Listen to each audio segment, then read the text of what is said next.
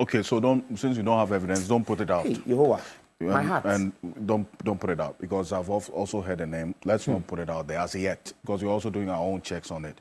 But Dr. Ama, this is an area where I need to drink water because my BP. You drink the water. An area where education is linked to sports, and you have the passion for it, even before you got into politics. That's where I know you from. And hearing all of this and how things have played out, and even before the Public Accounts Committee for that matter, and to the extent that now we are still asking for answers to questions about where and how our money was spent, that's concerning, to say the least, is it not? Alfred, I think that the context that you set in respect of this particular discussion was the expenditure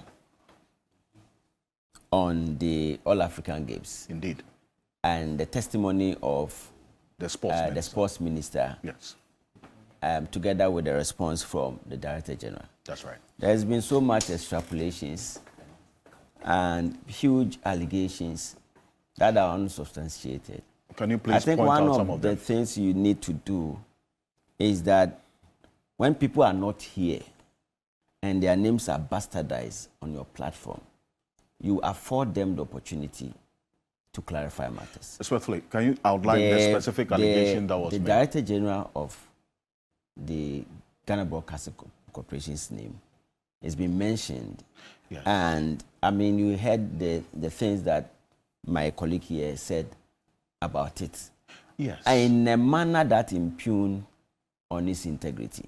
I am saying this because I mean, this is my first time of being on this platform. No, I wanted you to state specifically, respectfully. Because you listened to his submission, right? And I'm sure you heard, and some of them you were even surprised. No. I'm saying that when people's names are mentioned in a manner that's impugn, because you see, you can lose. I'll give you your time to speak, but I wanted you to specifically state which allegation that was made, and then the integrity of the Director General impugned, because there were specific statements that were made. If it was going to the extent of impugning his integrity, I would draw some judges' attention to it, because he made reference to statements that were issued by the GBC, signed by the Director General himself, and the interviews he had granted. And then also the letters that the GBC Director himself has written to the Public Accounts Committee of Parliament. So where exactly is the statement? What statement exactly are you talking about? I'm saying that allegations have been made against him. That, which allegations? That DSTV multi-choice broadcast some of the sporting activities. Yes. You know, free of charge. So I asked the question. Free of charge. Is there any evidence to that effect? Oh, that's why I asked the question whether the GBC Director General had stated that. And he said, Tom John indicated that they haven't made any indication of payment being made to them. And I expected that some of the issues here, you could have called the Director General to respond to it. You know, because if you do that, it makes it very difficult for some of us who don't have the full information, you know, to respond in a manner that will safeguard the image of the person's name, whose names have been mentioned. You see, there was a question that was asked at the Public Account Committee. It was in relation to the expenditure on GBC. Yeah. The minister was very clear and certain. He said that he had made $3.6 million payment to GBC. Mm-hmm. GBC Director General responds.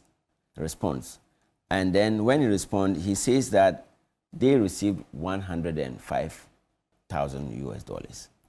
Now, further evidence has shown that the contract was signed between Ghana Broadcasting Corporation and the Ministry of Youth and Sports in respect of broadcast for the All-African Games. Right. GBC indicates that 1 month prior to the time when they were consulted, they did not have the capacity to undertake that assignment. and as a result of that, outsource some of the activities to third parties. Yes.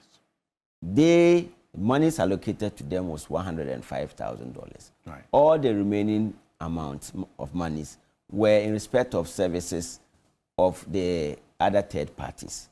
It's as simple as that.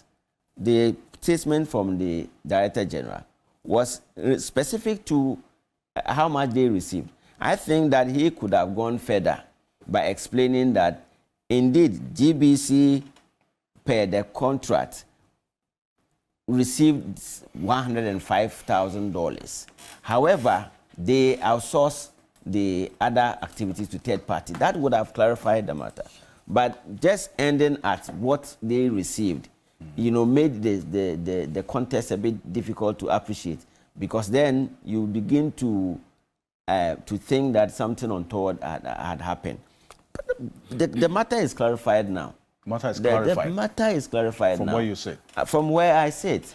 That the contract that was signed between Ghana Broadcasting Corporation and the Ministry of Youth and Sports was $3.6 million. GBC outsourced part of the contract to third parties, and these third parties were paid through GBC.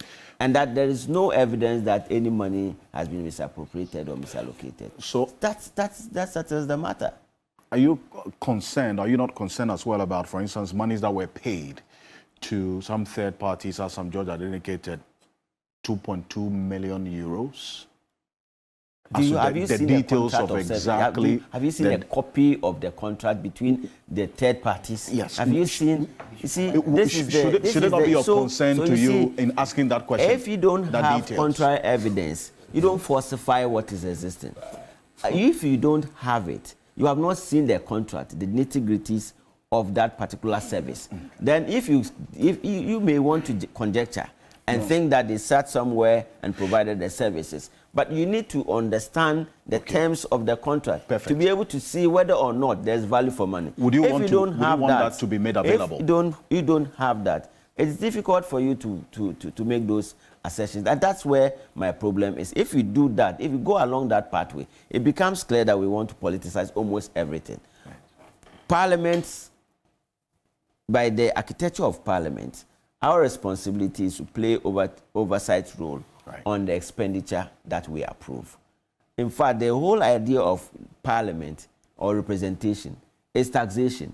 When you tax people and you take people's money, you have to be able to account for the money. And there must be representation of the people to go and ensure that their monies are collected. The monies that are collected are appropriately and efficiently used. So the responsibility of Parliament to play that oversight responsibility, oversight role, is not in that. And Public Account Committee is one of the committees under Article 103 to ensure that the monies that are approved by Parliament from the consolidated funds are used properly. And that's the mandate, and that's what they have been doing. And what they do is to also foster accountability in the system.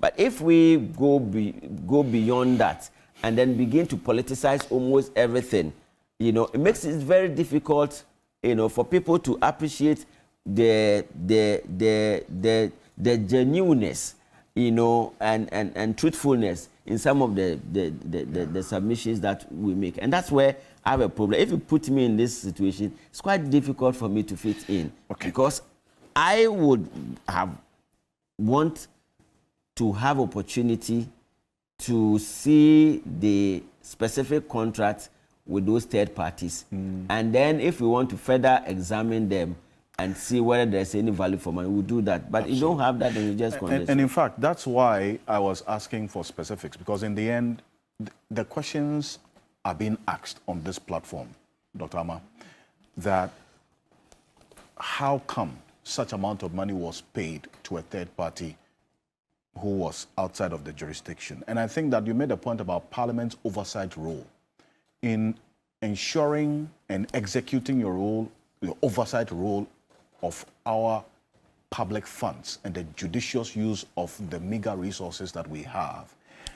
I believe that these are some of the fundamental questions you should also be asking, so that it would then solicit the details that you need about this contract. Because if you don't ask these questions, obviously, then these things will just go away without any form of accountability. So I just want to know if that was a problem. I think that is very fair to inquire into the nitty-gritties of the contract. It's very fair, and there are rules. There are statutory provisions that enables, or framework that enables people to inquire. We've got the right to information, that allows us to get any information that we want.